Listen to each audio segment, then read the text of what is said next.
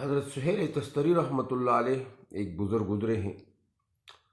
وہ فرماتے ہیں کہ میں جب 3 برس کا تھا تو میں اپنے ماموں محمد ابن سوار رحمۃ اللہ علیہ کو نماز پڑھتے دیکھتا تھا۔ ایک دفعہ میرے ماموں نے مجھ سے فرمایا کہ بیٹا، جس رب نے تجھے پیدا کیا ہے اس کو یاد نہیں کرو گے؟ تو میں نے اپنے ماموں سے کہا کہ میں کیسے اپنے رب کو یاد کروں؟ تو انہوں نے فرمایا کہ رات بستر پر کروٹ بدلتے وقت اپنے دل میں 3 دفعہ یوں ہی کہا کرو، اللہم یا اللہ ناظر الیہ یا اللہ شاہدی، اللہ میرے ساتھ ہے، اللہ مجھے دیکھتا ہے، اور اللہ میرے سامنے ہے۔ میں نے سہیل رحمۃ اللہ علیہ فرماتے میں نے کئی دفعہ چند راتوں تک یہی کلمات اپنے زبان پر بستر پر کروٹ بدلتے وقت پڑھیں۔ تو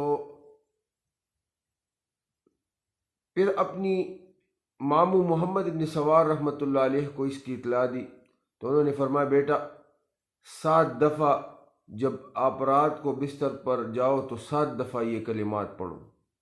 میں نے ان کلمات کو پڑھنا شروع کیا۔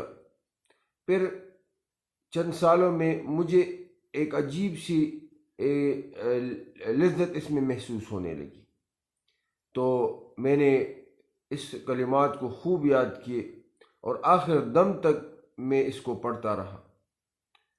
پھر اس کے بعد چند سالوں تک میں ایسا کرتا رہا اور میں اپنے باطن میں اس کی گہرائیوں میں یہ محسوس کرتا رہا۔ پھر ایک دن مجھے میرے ماموں محمد ابن سوار رحمۃ اللہ علیہ نے فرمایا کہ بیٹا، اللہ جس کے ساتھ ہو، اللہ جس کو دیکھتا ہو، اللہ جس کے سامنے ہو، کیا وہ اللہ کی نافرمانی کرے گا؟ کیا وہ معصیت کرے گا؟ تو میں نے کہا کہ نہیں، کیسے وہ اپنی رب کی نافرمانی کرے گا جب رب اس کے سامنے ہو؟ تو میرے عزیز دوستو، سہیل رحمۃ اللہ علیہ کے ماموں محمد ابن سوار رحمۃ اللہ علیہ نے اپنے بانجے سے فرمایا کہ کبھی اللہ جل جلالہ کی معصیت اور نافرمانی نہ کرنا۔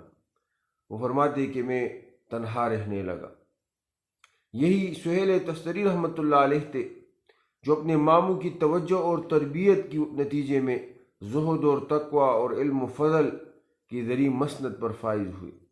آپ مسلسل روزے رکھتے اور ساری رات قیام کرتے۔ امام احمد رحمۃ اللہ علیہ ان کے بارے میں فرماتے ہیں کہ مجھے اس امر کا ثبوت نہیں ملا کہ سہیل رحمۃ اللہ علیہ نے کبھی زندگی میں سالن کا استعمال کھانے میں کیا ہو۔